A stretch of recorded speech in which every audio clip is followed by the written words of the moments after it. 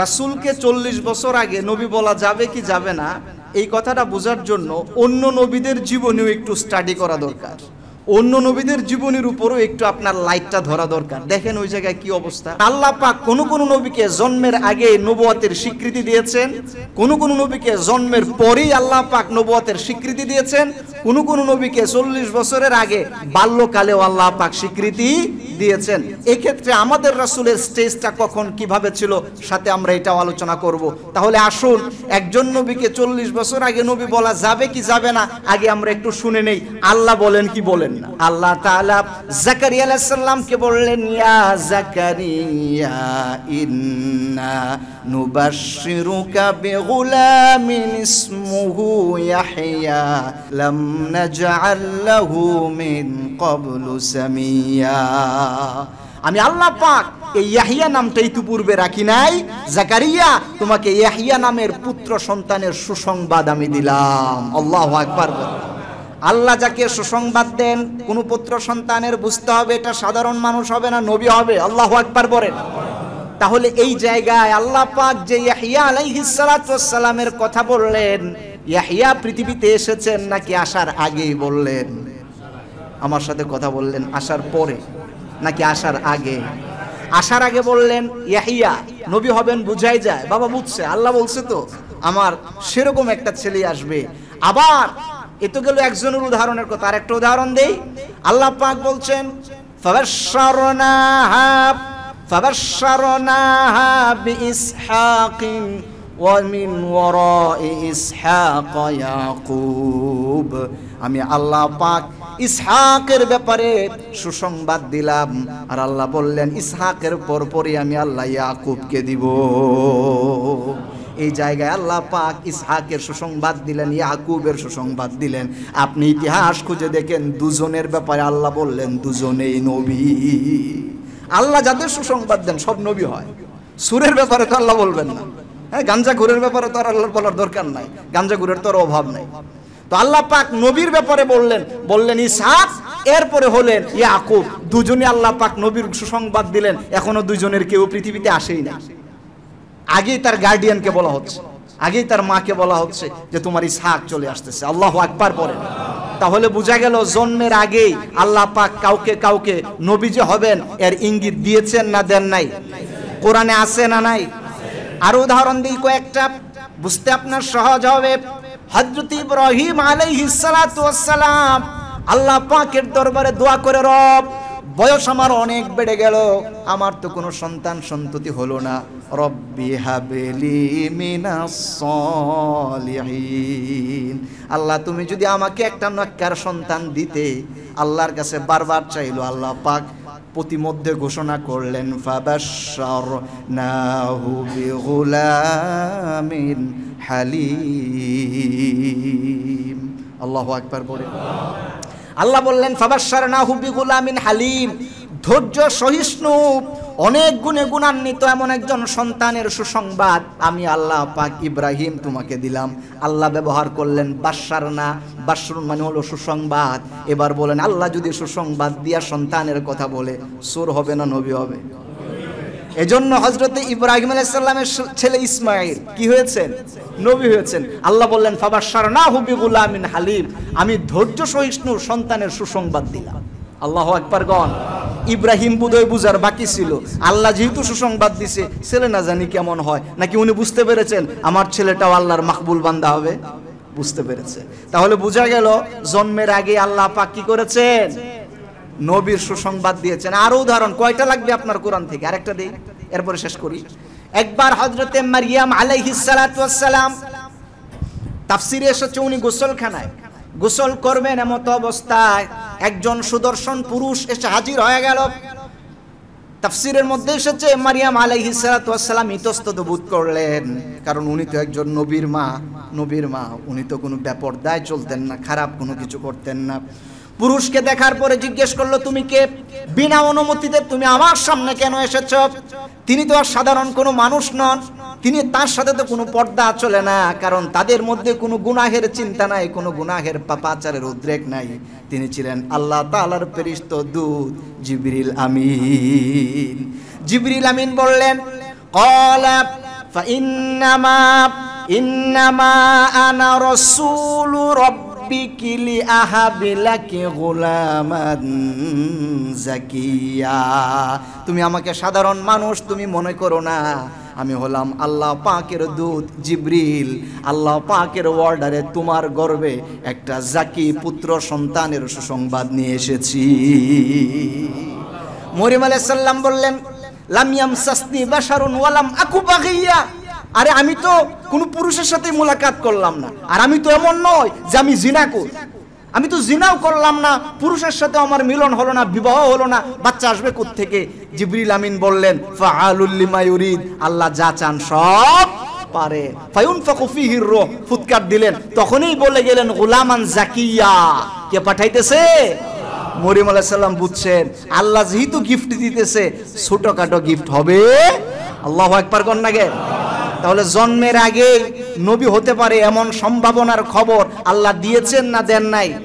এ খোঁজার জন্য কি বাইবেল দরকার আছে না কোরআনই যথেষ্ট?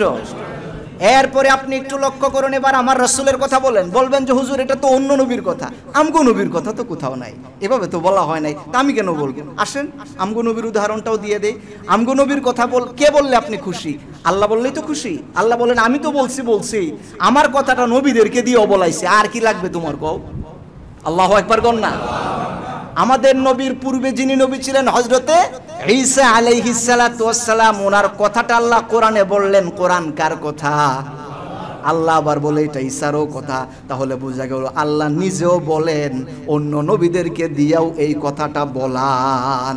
ওয়াইদ ক্বালা ঈসা ইবনু মারইয়াম ইয়া বানি ইসরাঈলা ইন্নী রাসূলুল্লাহি ইলাইকুম মুবাশশিরাম বিরাসূলিন ইয়াতি মিন বা'দি ইসমিহি আহমদ ফালাম্মা জাআহুম বিল বায়িনাতি ক্বালু হাযা সিহরুম মুবিন।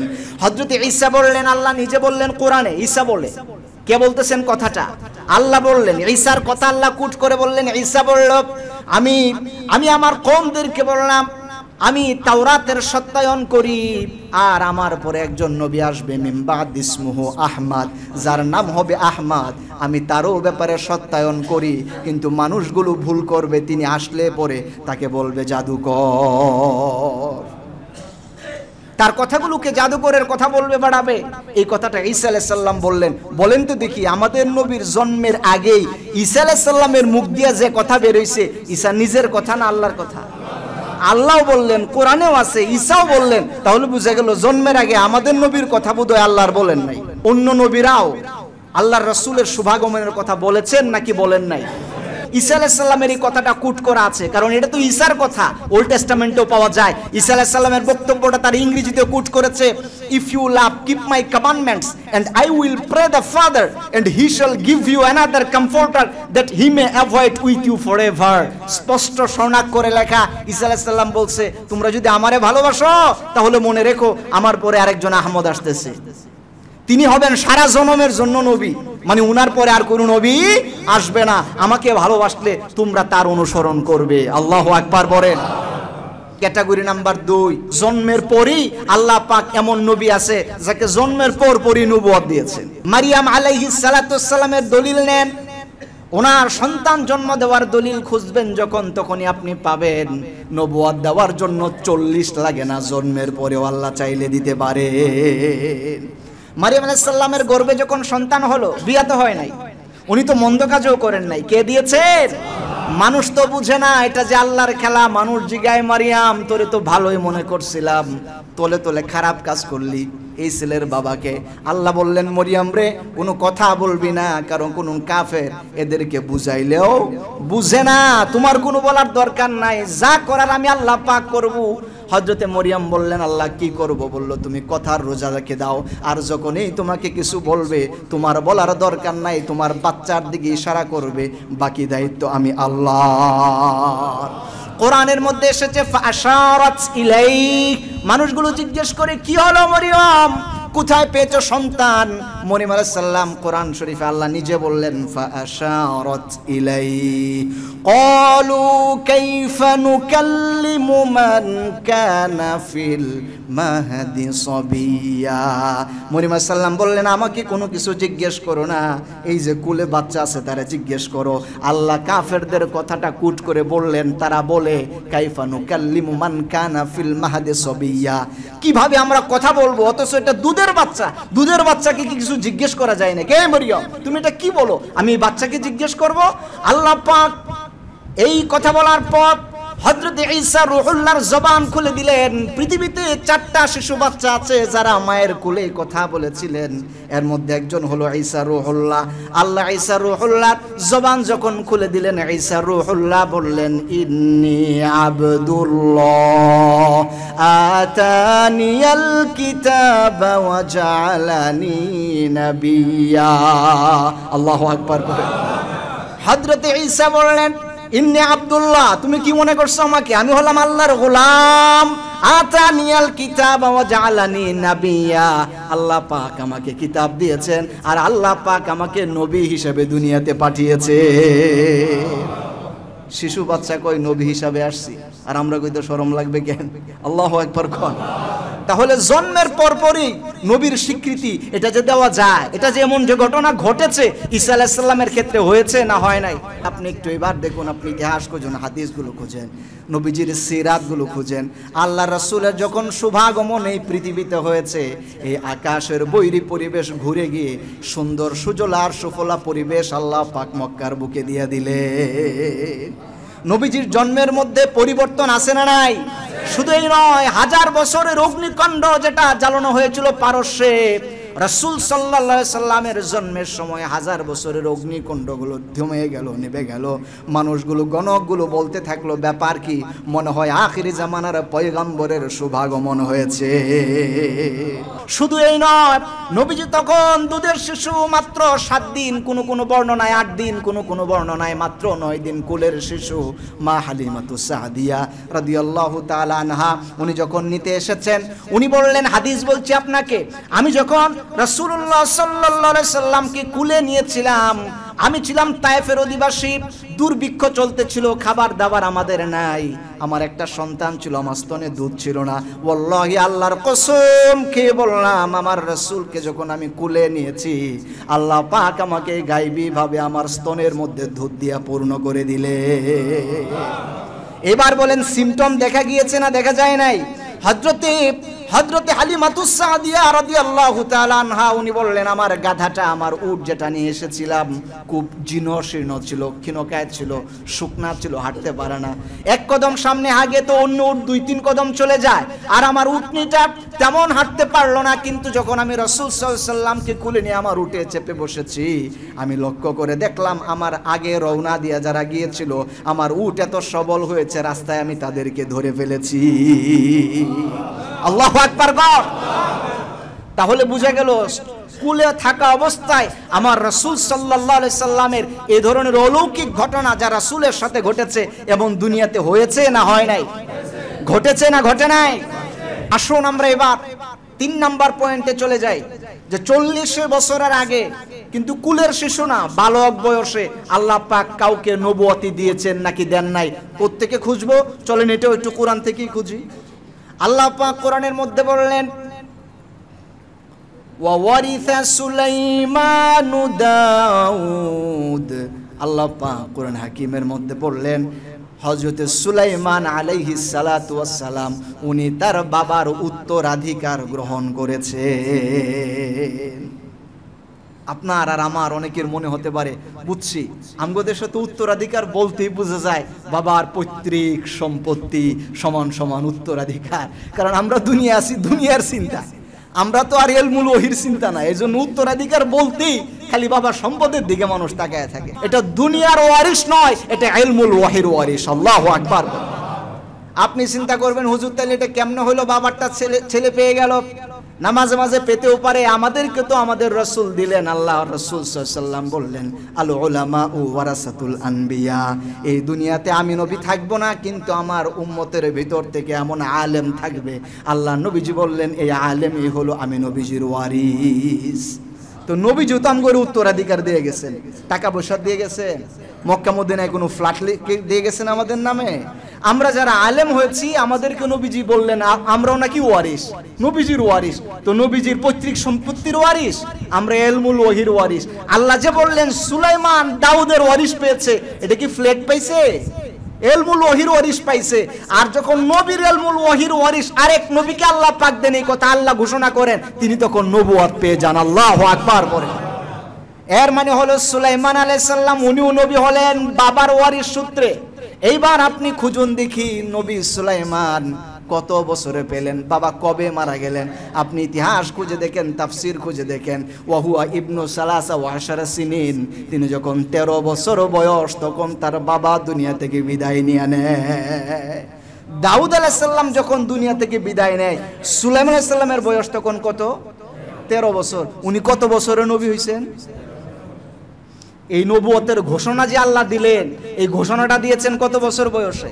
13 বছর বয়সে। বোঝা গেল 40-এর আগেও আল্লাহ পাক ঘোষণাও দেন এমন নবীও আছে। আল্লাহ রাসূল সাল্লাল্লাহু আলাইহি সাল্লাম বললেন, ইন্নী লাআরিফু হাজারান বিমাক্কাতা, মক্কার এমন একটা পাথর আছে যে পাথরটাতে স্টিল নাও এখনো আমি ওই পাথরটাকে চিনি। ওয়া ইউসাল্লিমু আলাইয়া, আমার উপর যখন আল্লাহ পাক হেরা গুহায় ওহী নাজিল করেছেন তার আগেই আমি যখন বালক বয়সে হেঁটে যেতাম, এই পাথরটা আমাকে নবী হিসাবে সালাম দিত। আরো চিল্লায় বলেন আল্লাহু আকবার, মন থেকে বলেন আল্লাহু আকবার। একটা পাথর রাসূলকে সালাম দেয়, আরে মেয়ে আমার মতো বল্টুরে কি দিবে? সোল্টুরে দিবে? তো রাসূলকে দিয়েছেন পাথর, কারণ পাথর জানে উনি হচ্ছেন নবী, উনি হচ্ছেন রাসূল।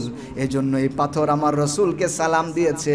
এই 40 বছরে রাসূলের উপর ওহী নাজিল হয়েছে, তার আগেও, কারণ এই পাথর জানতো তিনি আজও নবী তখনও নবী। আল্লাহু আকবার। শুধু এই নয়, বালক বয়সে আরো কয়েকটা বলি। পাদ্রী বুহাইরা, যার আসল নাম জারজিস, উনি কিন্তু আমার রাসূলকে নবী বলতে মোটেও কোনটা বোধ করেন নাই। হযরতে রাসূল আকরাম সাল্লাল্লাহু আলাইহি সাল্লাম চাচার সাথে সফরে গিয়েছিলেন সিরিয়ায়। বয়স রাসূলের তখন 12 বছর। বুসরা নামক এলাকায় যখন গেলেন, গাছের নিচে যখন বসলেন, দূর থেকে পাদ্রী বুহাইরা উনি বললেন, ওই বাচ্চাটা আমার কাছে নিয়ে এসো, লম্বা হিস্ট্রি, আমি তো সব হিস্ট্রি বলতে গেলে আলোচনা এখানে চলে যাবে। পাদ্রী বুহাইরা বলল, তুমি কি তার চাচা? বলল হ্যাঁ। খবরদার এই বাচ্চাকে মানুষের সামনে নিয়ে যাবে না, আমার মনে হয় উনি আখিরি জামানার পয়গম্বর নবী মুহাম্মদুর রাসূলুল্লাহ। বিদায়া ওয়ান নিহায়া সবার কাছে যেটা প্রসিদ্ধ এবং গ্রহণযোগ্য, ওই জায়গার মধ্যে পাবেন রসুলের বয়স যখন 5 বছর, কোনো কোনো বর্ণনায় 7 বছর। এমন সময় তার একজন আত্মীয় গিয়েছিলেন, কোনো কোনো বর্ণনায় তার দাদা গিয়েছিলেন। ইথিওপিয়ার বাদশাহ যখন এসেছিল ইয়ামানি, ইথিওপিয়ার বাদশার কাছে গিয়েছিলেন। বাদশার নাম ছিল সাইব বিন জিয়াজন। সাইব বিন জিয়াজনের কাছে যখন হযরত রাসূলুল্লাহ সাল্লাল্লাহু আলাইহি ওয়াসাল্লামের দাদা গেলেন, দাদার চেহারা দেখে তখন তার গণকেরা বলেছিল, আপনার বংশের মধ্যে এমন কোন বাচ্চা আছে যে ভবিষ্যৎ নবী হবে। আপনি দেখুন রাসূল সাল্লাল্লাহু আলাইহি ওয়াসাল্লামের বয়স যখন 4 বছর, কোন কোন হাদিসের বর্ণনায় তখন তার বয়স 5 বছর হবে। 4 আর 5 তো কাছাকাছি বয়স। আল্লাহর নবীজির ব্যাপারে বর্ণনা করেছেন ওনার বোন। আমরা খেলতে গিয়েছিলাম রাসূলের সাথে একসাথে তায়েফের ময়দানে। আমরা দেখলাম হঠাৎ করে একজন সাদা দবদবে পোশাক পরিহিত একজন লোক এলো। ফাখাদা রাসূলুল্লাহ সাল্লাল্লাহু আলাইহি সাল্লাম, আল্লাহ রাসূলকে ধরলো। ফাখাদাহু ফাসারাহু, তাকে শুয়ে দিল। ফাস্তাখরাজা কলবাহু, আল্লাহর রাসূলের বুক ফিরে কলিজাটা বের করে নিয়ে আসলো। জীবনে এমন ঘটনা আমরা কোনোদিন দেখি নাই। দৌড়ায় গেলাম মায়ের কাছে, দৌড়ায় গেলাম বাবার কাছে, গিয়া বললাম আন্না মুহাম্মাদান কাদ কুতিলাত, মুহাম্মদকে মেরে ফেলছে, মুহাম্মদকে মেরে ফেলছে। কারণ আমরা দেখলাম একজন লোক এসে আল্লাহর নবীজির বুকটা ছিঁড়ে কলিজা বের করে ফেলেছে। এটা তো আর বর্তমান সময়ের মতো ডাক্তারের ওটির মধ্যে যায় ঢুকে নাই যে ওপেন হার্ট সার্জারি হইলেও আপনি বুঝবেন বাইসা থাকবে। বাবা 1500 বছর আগে হাত কাটলেই তো মানুষ চিৎকার দিয়ে উঠে কলিজা বের করে ফেলছে, বাঁচবে কি করে? এজন্য বলল কদ কুতিলা মুহাম্মদ, মুহাম্মদ মারা গেছে।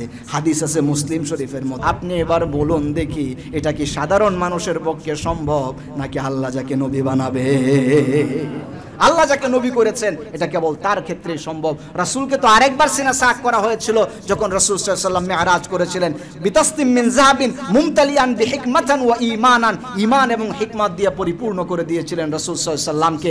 এই যে এইভাবে রাসূলকে বাল্য বয়সেও সিনা সাক করা হলো, এটা কি আম পাবলিকের লক্ষণ নাকি নবীর লক্ষণ? আল্লাহ রাসূল বললেন, মনে রেখো নবুয়তের স্বীকৃতির ক্ষেত্রে আল্লাহ পাক আমাকে স্পেশাল এমন কিছু গুণ দিয়েছেন, অন্য কোন নবী এবং রাসূলকেও সেটা দেন নাই। আল্লাহ নবীকে জিজ্ঞেস করা হয়েছিল, সহিহ হাদিস সহিহ সনদে বর্ণনা, ইয়া রাসূলুল্লাহি সুইলা রাসূলুল্লাহি সাল্লাল্লাহু আলাইহি ওয়াসাল্লাম মাতা ওয়াজাবাত লাকান নবুওয়া, ও আল্লাহর নবী যে আপনি কবে থেকে নবী? 5 বছর বয়স, 10 বছর নাকি 40 বছর, আপনি কবে থেকে নবী? আল্লাহর নবীজি বললেন, কুনতু নাবিয়ান ওয়া আদামু বাইনার রূহি ওয়াল জাসাদ, আমি তখন থেকেও নবী যখন আদমও জন্ম হয় নাই। আদম আলাইহিস সালামের দেহ এক জায়গায়, প্রাণ আর এক জায়গায়, আল্লাহ পাক তখন থেকে আমাকে নবী হিসেবে স্বীকৃতি দিয়েছে। আর চিল্লায় বলেন আল্লাহু আকবার। আল্লাহ রাসূল সাল্লাল্লাহু আলাইহি ওয়াসাল্লামের এই স্বীকৃতি কোন নবী এবং রাসূলকে এভাবে আল্লাহ পাক দেন নাই। জন্মের আগে অনেকেরই দিছে, কিন্তু এই পদ্ধতিতে কাউকে দেন নাই। আমার ভাইয়েরা, শরম লাগার কি আছে? আরো খুলে দেখেন রাসূলের মর্যাদা কত। আল্লাহ পাক কোরআনে হাকিমে তা বর্ণনা করেছেন।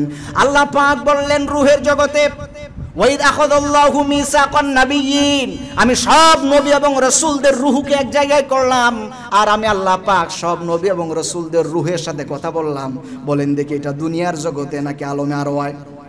আলমে আরওয়ায় আল্লাহ পাক সব নবী এবং রাসূলদের রূহকে একসাথে করে জিজ্ঞেস করলেন, মনে রেখো তোমাদের সময় একজন নবী যদি আসে, যার নাম হবে মুহাম্মদ সাল্লাল্লাহু আলাইহি সাল্লাম, আমার আখির জামানার পয়গম্বর, যদি তোমাদের সময় আসবে, লা তুমিনুন্না বিহি ওয়া লা তানসুরুন্নাহু, তোমরা অবশ্যই তার উপর ঈমান আনবে, তাকে সাহায্য করবে। আকরারতুম, তোমরা কি এই কথা মেনে নিলে? রূহের জগতে সব নবী এবং রাসূলরা যে কথাটা বলেছিলেন, আল্লাহ কোরআনে সেটা কোট করে বলে দিলেন, ক্বালু আকরারনা ক্বালা ফাশহাদু ওয়া আনা মাআকুম মিনাশ শাহিদিন।